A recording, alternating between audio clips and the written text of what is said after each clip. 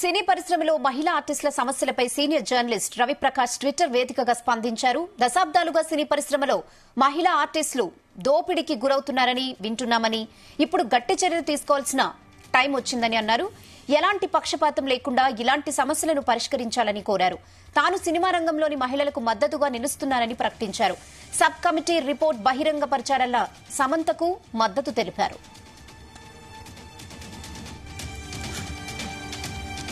ఇదే విషయంపై మరిన్ని అప్డేట్స్ మా ప్రతినిధి వినోద్ అందిస్తారు. వినోద్, రెహానా గత కొన్ని రోజులుగా టాలీవుడ్ లో జానీ మాస్టర్ ఇష్యూ అయితే వైరల్ అవుతుంది. మహిళా కొరియోగ్రాఫర్ తన అసిస్టెంట్ జానీ మాస్టర్ పై లైంగిక వేధింపుల ఆరోపణలు చేయడంతో టాలీవుడ్ లో సంచలనంగా మారింది ఈ కేసు.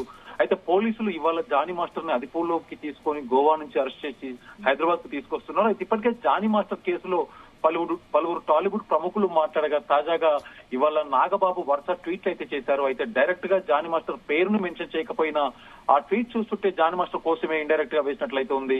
నాగబాబు తన ట్వీట్ లో న్యాయస్థానం ద్వారా నేరం రుజువైనంత వరకు ఏ వ్యక్తిని నేరానికి పాల్పడినట్లుగా పరిగణించలేరని నాగబాబు తెలపడం, అలాగే రీసెంట్ గా జరిగిన సినిమా ఇండస్ట్రీలోని పెద్దలు, ప్రొడ్యూసర్ కౌన్సిల్ అవ్వచ్చు, అలాగే Tollywood movie artist association related కొంతమంది ప్రెస్ మీట్ ఏర్పాటు చేసి ఇదే ఇష్యూపై సీరియస్ గా అయితే తీసుకుంటున్నారు. అయితే గత 3 రోజులుగా అజ్ఞాతంలో ఉన్న కొరియోగ్రాఫర్ జానీ మాస్టర్ ని గోవాలో అరెస్ట్ చేసి గోవాలో అతన్ని అరెస్ట్ చేసి హైదరాబాద్ కు తీసుకొస్తున్నారు. అయితే జానీ మాస్టర్ పరాగ్లో ఉన్న విషయం అయితే మొత్తానికి ఇవాళ ఆ ఉత్కంఠకైతే ఇవాళ క్లియరెన్స్ అయితే వచ్చింది. ఎందుకంటే 3 రోజుల తర్వాత పోలీసులకి దొరకగా జానీ మాస్టర్ అయితే హైదరాబాద్ కు తీసుకోవడం జరుగుతుంది. అయితే సినీ పరిశ్రమలో ఇటు టాలీవుడ్ ఇండస్ట్రీ అవ్వచ్చు, అలాగే ఇవాళ నాగబాబు చేసిన ట్వీట్లు అవ్వచ్చు, మొత్తానికి మహిళా ఆర్టిస్టుల సమస్యలపై సీనియర్ జర్నలిస్టు రవిప్రకాష్ తన ట్విట్టర్ వేదికగా కూడా స్పందించారు. రెహానా, కొన్ని దశాబ్దాలుగా సినిమా ఇండస్ట్రీలో ఉమెన్ ఆర్టిస్టులకి వాళ్ళు దోపిడీకి గురవుతున్నారు, మేము వింటున్నాం, కానీ ఇప్పటిదాకా ఏం చేయలేదు. కానీ ఇక్కడ నుంచి గట్టి చర్యలు తీసుకోవాల్సిన టైం మాకు వచ్చింది.